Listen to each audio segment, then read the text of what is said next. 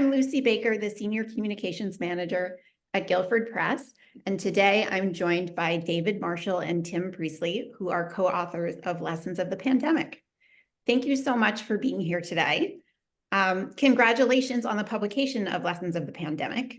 So here we are in 2024, 4 years after the start of the pandemic. In your book, you write, although the crisis itself may appear to be over and COVID-19 has become endemic, the aftermath of what took place during the intervening years will continue to affect K-12 education for some time to come. Can you briefly explain how students and teachers are still feeling the effects of the pandemic today? Yeah. So I think that if you think back to that time, we put a lot of emphasis and focus on frontline workers, as we should have. People who were still manning our health facilities, they were still making sure our grocery stores were stocked and all that. And teachers, we would argue, were certainly frontline workers as well. If you think about most of those people's jobs today in 2024, they kind of look like they did in many cases, like they did in 2019 prior to the pandemic. And although the mitigation efforts may no longer be present in schools, you don't see people wearing masks, there's no social distancing and things like that. The job of a teacher, we would argue, is a little different today than it was, because the students that they have in their classrooms, they're still tasked to teach and educate, they are behind in many cases academically. They're behind in terms of social development. There are more mental health challenges, certainly, than there were 5, 10 years ago. So we would argue that even though things may visually sort of seem similar to what they were prior to the pandemic, the job looks a little different in terms of what it means to be a teacher. Right, right. A particular focus of your book is on teacher burnout. And in fact, you have a whole chapter devoted to teacher well-being. What would you say to governmental and educational decision makers about this issue? Like, how can we better support our teachers, and what do you think they need to succeed in their roles? So I would say that teachers have been asked to do quite a lot, and they're continued to ask to do a lot. And so I think it's important for school leaders and government officials to understand everything that teachers are being asked to do and to provide the necessary resources for them. We ask teachers what they need to be successful and have a whole chapter in our book about what teachers need to be successful. And some of the main aspects were respect, administrative support, and autonomy. So pretty much teachers want to be treated as professionals and have a little bit of say in what they're doing, how they're supporting students, and they want to be supported by those aspects. And then I would also say that one of the really cool things through our research is that teachers have been very thankful to us. It was always surprising to us when teachers would say, "Thank you for asking. No one has ever asked me that." Or just when we would post our survey, people would say, "Thank you for doing this." And so I would tell those at the top to listen to teachers, because oftentimes they're not listened to enough. Yeah, yeah.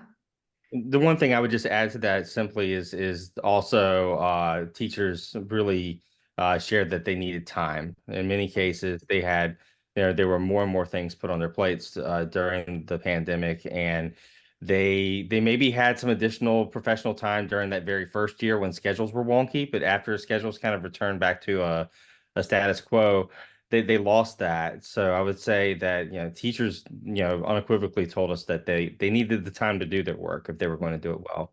Yeah, yeah. So surprisingly, you identified some positive changes that resulted from the pandemic. And I found that so interesting. Can you just elaborate on that? What were they? Well, I'll start, and I'll let you add anything, Tim. So I think it's important to realize that the schools have historically been institutions that have been highly resistant to change. Change comes very slow in schools, but the pandemic forced a fair amount of change in a very short period of time, and we do think that some of that was good. I think that the biggest takeaway for me is the increased investment in technology that we saw take place in schools.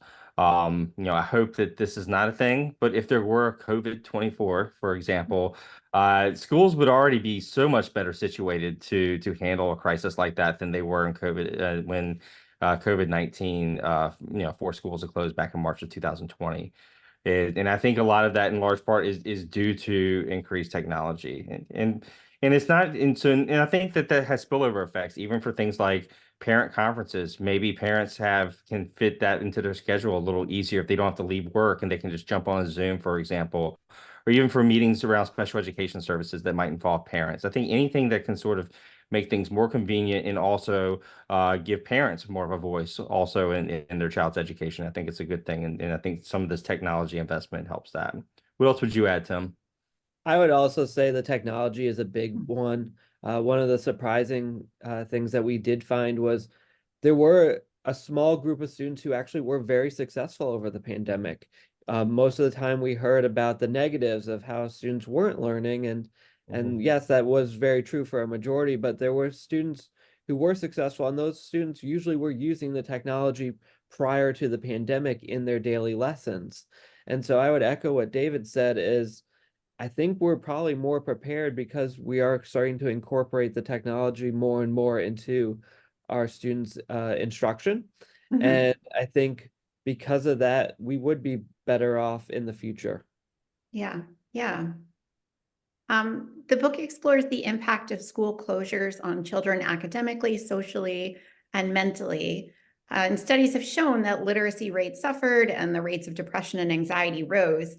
What other impacts did your research uncover? And were any of your findings like especially surprising to you? I think for me, one of the things that surprised me the most when we were doing research for the book was how much data was ignored in Mhm. this process. We were all sort of asked to follow the science in 2020. That was certainly a phrase of the year, if you will. But I think one of the things that kind of became frustrating as we did more and more digging and doing some of the research was starting to understand how little that might have been paid attention to. If you go back to the spring of 2020 when schools closed, I think that was understandable. We didn't know what we didn't know. And it was very prudent, likely to that we closed schools to be safe. But by the time the summer of 2020 came around, there was data coming in from East Asia and from Europe where they had been able to reopen schools successfully. I remember reading a report that the U.S. government put out that basically said Japan was a conservative country for waiting until June of 2020, and I thought Right. to myself, "Oh my goodness!" We had places that almost were a year after that, correct? And, even if you said, okay, well, the United States was a different policy context, it's different there's important differences. By the end of the fall of 2020, there was data coming out of certainly from researchers from Tulane University, as well as from the New York City Department of Education, that was demonstrating that it was safe for us to reopen schools here. And I think I don't, we're very careful in our book to make it clear that we in no way, shape, or form blame teachers for these decisions. We in no way, shape, or form blame school leaders even for these decisions. It's not their job to follow CDC numbers. They had enough on their plate on a good day, and during the pandemic, it was even more. But somewhere along the line, whether it was individuals at the state departments of education or whether it was some data person or health person in larger school districts, someone should have been paying attention to the data. And I think that was frustrating to read because especially now knowing what we know with some of the impacts, whether they be social, academic, terms of emotional well-being, mental health, that a lot of these detrimental impacts that we see in children today maybe didn't need to happen. Right, right. Yeah. So it's impossible to talk about the pandemic and how it affected schools without talking about equity in education. Clearly, COVID impacted students from systemically marginalized populations the hardest. So what can teachers and administrators do now to close the gap between students of different racial and socioeconomic backgrounds? I would say probably like one of the first things is just meeting the students where they're at. Um, Obviously every state has their standards, but many students are coming into the classroom way below standards and behind in their schooling. And so schools and teachers can just focus on, all right, where are my students at and what can I do right now to help them? And I think by starting at that point and not worrying so much, oh my gosh, they're this far behind, how am I going to get them doing these specific skills by the end of the year? Focus on, all right, where are they at and what's the next step? And just can do it slowly, step by step, to try and make up as much as possible.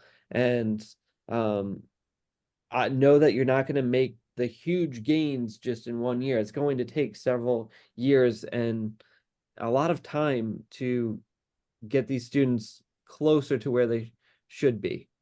Right, right. The one thing, and then the one thing in terms of a policy or something that you might consider from a policy level with regards to catching students up, and especially in including students from historically marginalized backgrounds, is high dose tutoring. That was one thing that we sort of uncovered in the literature that seemed to pay pretty big dividends. The one-on-one attention that a student receives from high dose tutoring. I mean, the evidence is pretty, it's there. It's been an effective intervention at remediating pandemic learning loss in students. The biggest sort of downside to that is it can be expensive. I mean, you're talking about one-on-one, someone working with a student. But given the success rate that it's been shown to have, perhaps that's an investment worth making. Yeah, absolutely. Well, thank you both so much. Changing gears, we'd just love to learn a little bit more about you on a personal level. So when you're not working, what do each of you do for fun? And now that Lessons of the Pandemic is out, is there a project that you're excited to work on next? Yeah, for me, it's I spend time with my family. My wife, Stephanie, is a teacher of 15 years, and we have a 4-year-old Ellison who keeps us very busy. And then also, I love my college sports, so especially my alma maters of TCU and Florida State. I will always try and catch a game. For projects, David and I, along with Heather Walter at George Mason, are working on continuing to focus on teacher burnout. We're based off our research, we are looking to develop a new teacher professional well-being scale that encompasses some of the factors that we have found from our research over the last couple of years of teacher workloads and the support teachers receive, along with emotional exhaustion. And we're hoping by creating this free and short measure that it can be something that school leaders can easily use to kind of understand how teachers are feeling and what kind of support they need in order to keep them in the classroom. Great. I will also note that Tim's wife is Teacher of the Year, and so she's not just a teacher; she's exceptional. And so to give that little plug. What do I do for fun? I would say a couple things. I too am a big fan of college sports. So whether it's my alma mater, Virginia Tech, or certainly here at Auburn, I do love college sports, football, basketball, baseball, all of it. I'm also a big music fan. I enjoy listening to music. I have a fairly large vinyl collection. I play guitar myself, and I enjoy going to see live music quite a bit with my wife. I would tend that music is a universal language. So. Great. Well, thank you both so much. And again, congratulations on the publication of your book. It's really wonderful. Thank you. Thank you. Thanks so much.